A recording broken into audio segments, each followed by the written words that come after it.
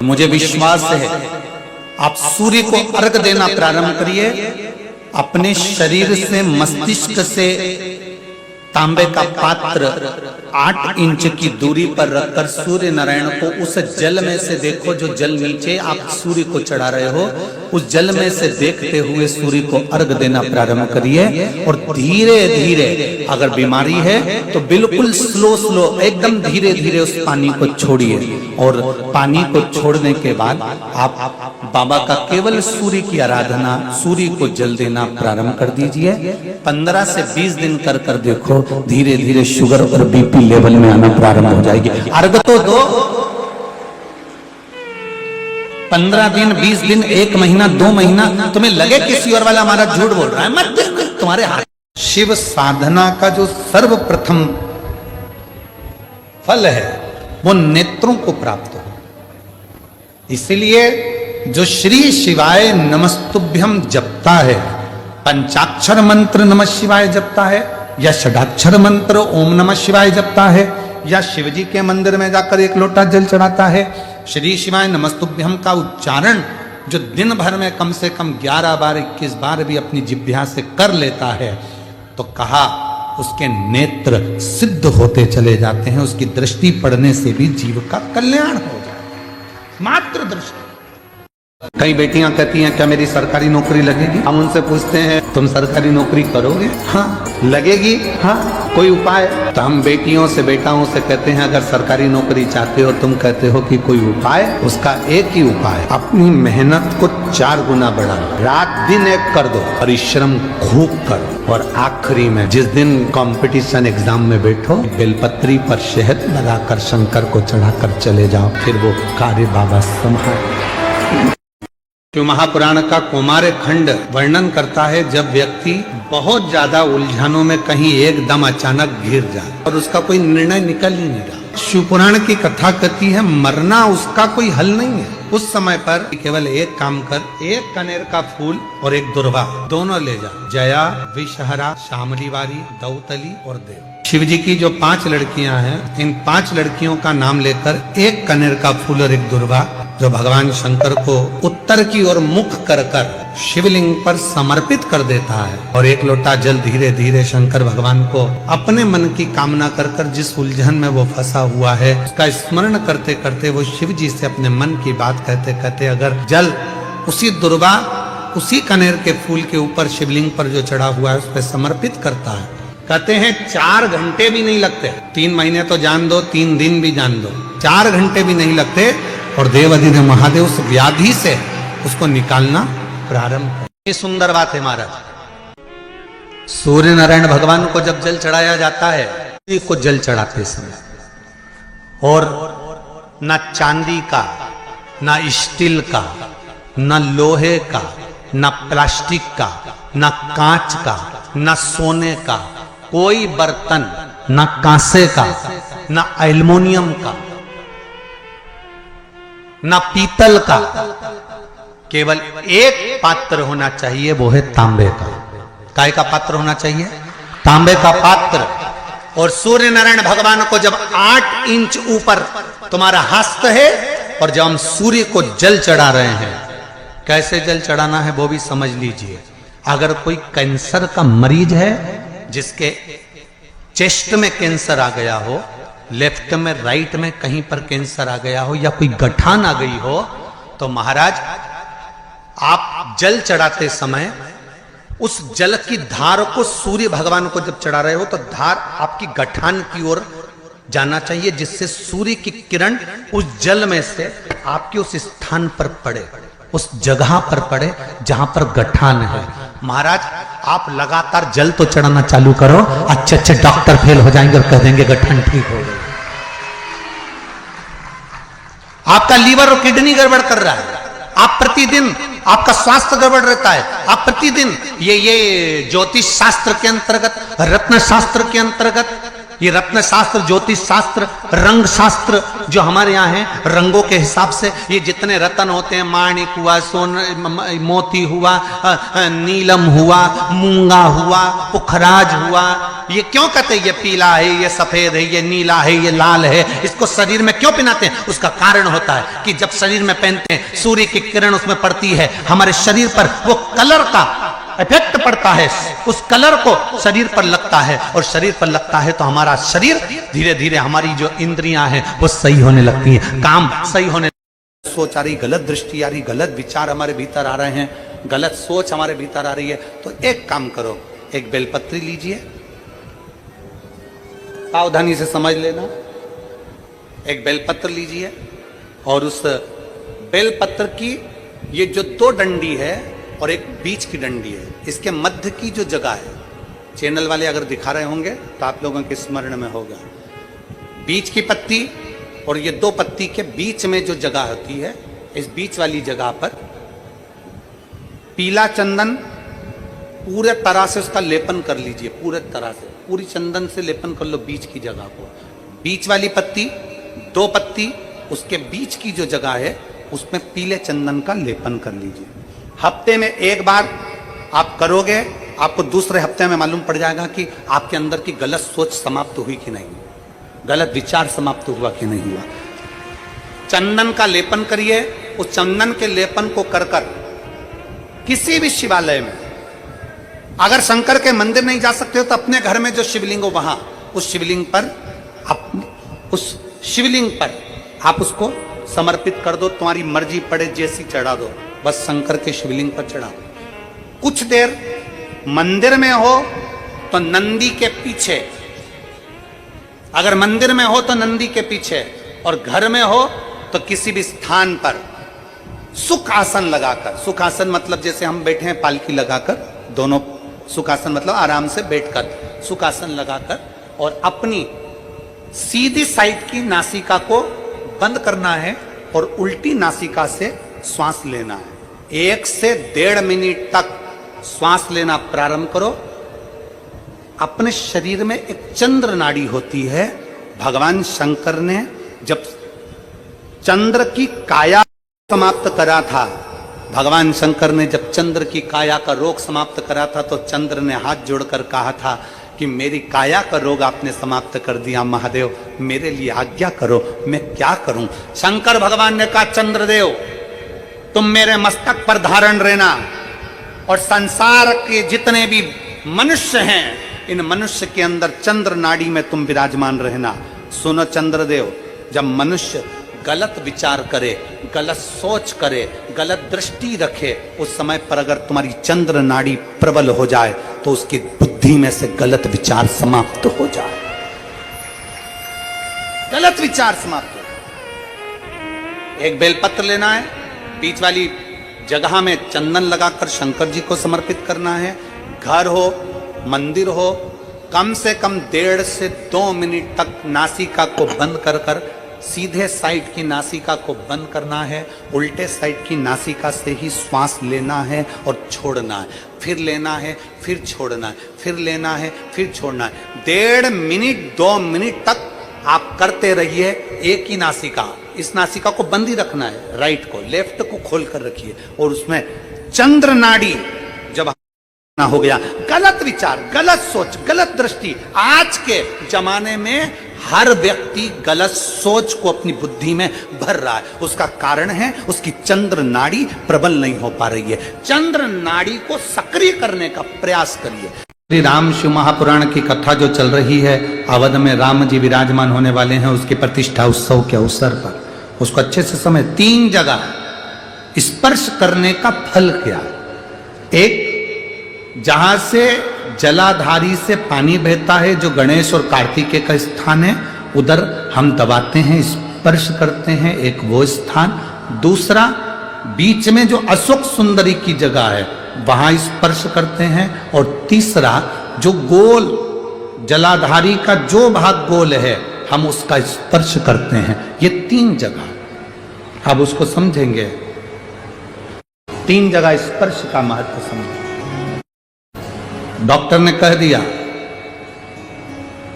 कि तुम्हारे गर्भ में जो बच्चा है उसके हृदय में छेद है, तुम्हारे गर्भ में जो बच्चा है इसकी धड़कन नहीं आई है, तुम्हारे गर्भ में जो बच्चा है वो मानसिक विकलांग लगता है, तुम्हारे गर्भ में जो बच्चा है सोनोग्राफी करने के बाद में, अल्ट्रासाउंड करने के बाद में कोई डॉक्टर कहे कि तुम्हारा बच्चा ऐसा है, उस समय पर तुम्हें एक प्रतिक्रिया प्रारंभ करना चाहिए। शिव जी को जब जल चढ़ाने के लिए जाओ, जल चढ़ाने के बाद में जो जी चरण है जहां से पानी बहता है, वहां दोनों साइड बैठकर उस चरण को कम से कम 5 से 7 बार दबाना चाहिए और दबाने के बाद उस हाथ का स्पर्श अपने उदर पर करना चाहिए और श्री शिवाय नमस्तुभ्यम या ओम नमः शिवाय या नमः शिवाय या महामृत्युंजय मंत्र का स्मरण कर लेना चाहिए।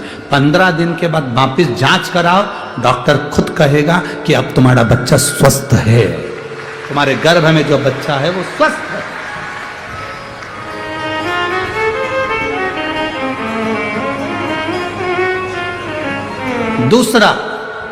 दूसरा स्पर्श, शिवलिंग जलाधारी, दोनों चरण, बीच में अशोक सुंदरी, दूसरा स्पर्श अशोक सुंदरी का। किसी लड़के की उम्र, किसी लड़की की उम्र 35 साल हो गई, 40 साल हो गई, 25 साल हो गई, 30 साल हो गई, विवाह का कोई योग नहीं बन रहा।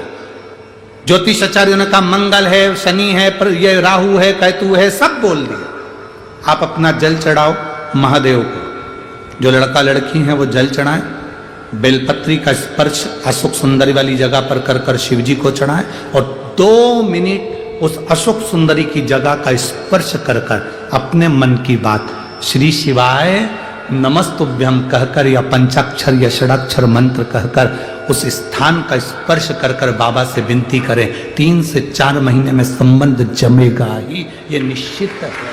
स्पर्श उस अशोक सुंदरी वाली जगह का होना चाहिए।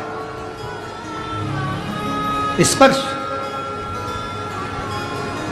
तीसरा स्थान, शिवलिंग का तीसरा स्थान है जलाधारी, पार्वती जी की कटी, पार्वती जी का हस्त कमल, गोल भाग।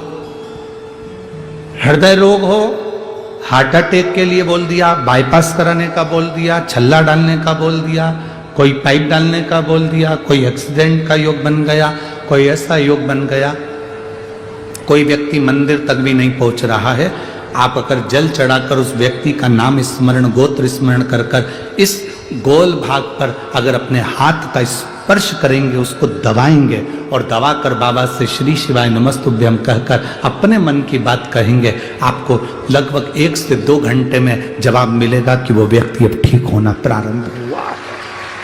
ये 3 स्थान है, 3 स्थान। पिता में एक ही अंतर आता है। एक दिन चिता ने चिंता से कहा कि तू भी जलाती है और मैं भी जलाती हूं। चिता चिंता से कह रही है कि तू भी जलाती है और मैं भी जलाती हूं, तू जीते जी जलाती है और मैं मरने के बाद जलाती हूं। चिंता मनुष्य को जीते जी जलाती रहती है, जीते जी जला जला जला जला। और चिता जब प्राण चले गए, केवल शरीर बचा है, केवल शरीर।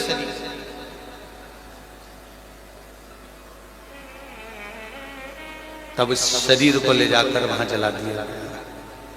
चिंता और चिता में एक ही अंतर भारी है कि चिंता मनुष्य को जीते जी जला देती है और चिता मरने के बाद जला देती है। पर यदि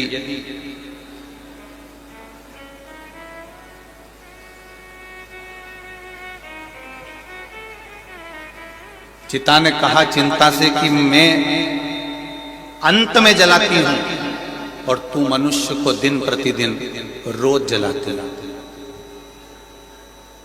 तुझ में और मुझ में कोई अंतर है?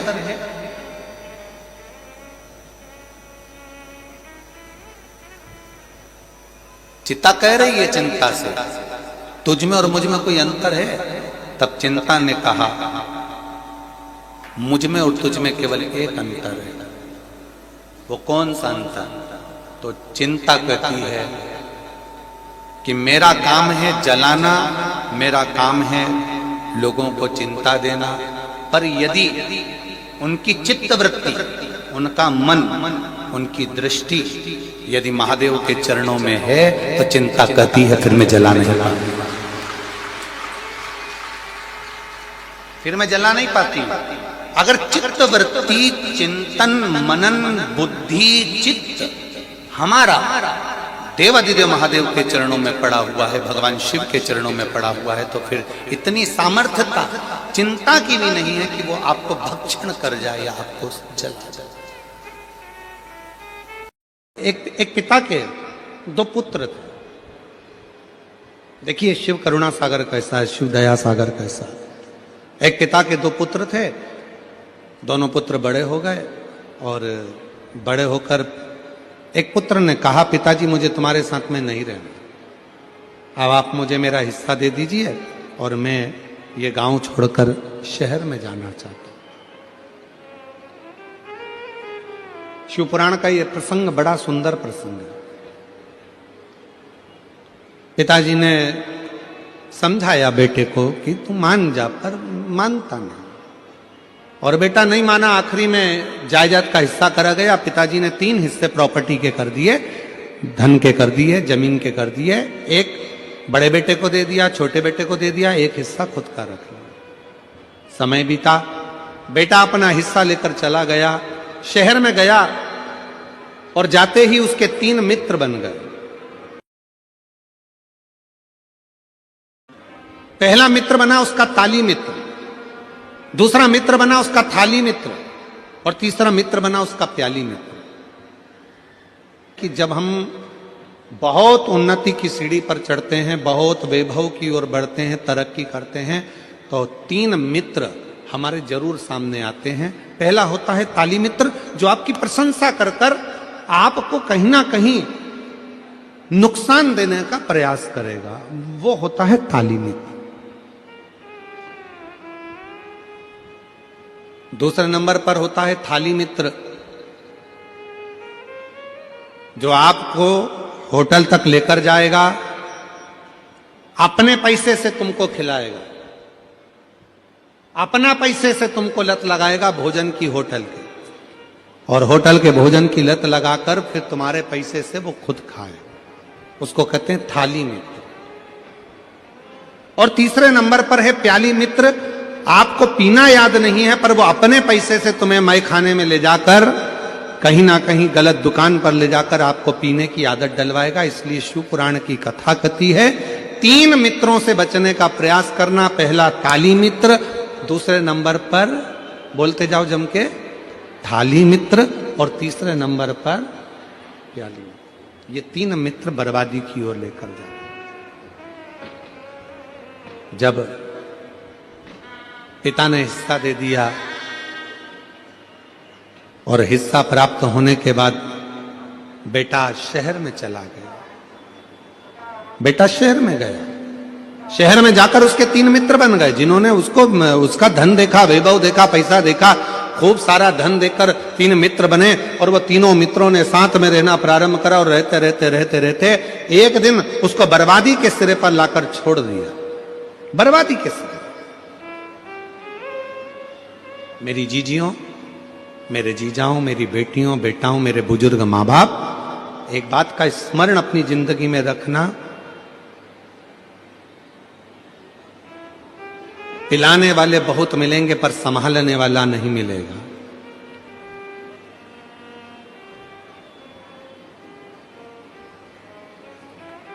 बर्बाद करने वाले ढेर मिलेंगे पर आबाद करने वाला कोई ना मिलेगा।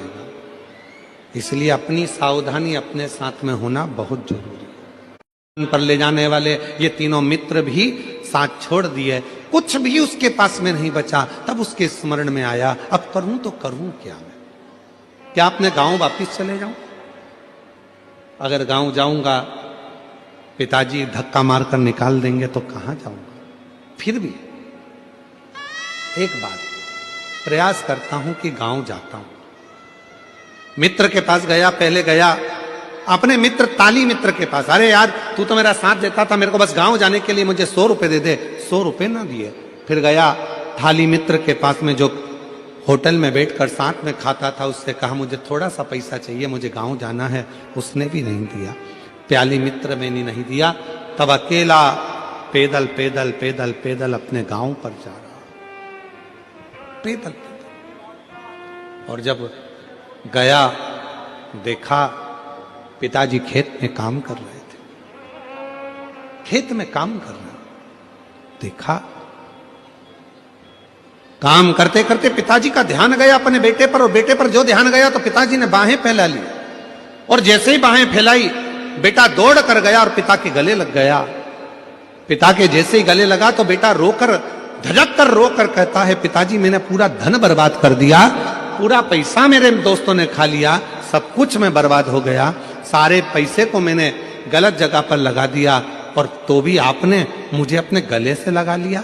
पिताजी ने कहा, बेटा धन चले गया कोई बात नहीं, संपदा चली गई कोई बात नहीं, पर तू तो मेरे पास में आ गया ना, चिंता मत कर, चिंता मत कर, तू मेरे नजदीक में है ना।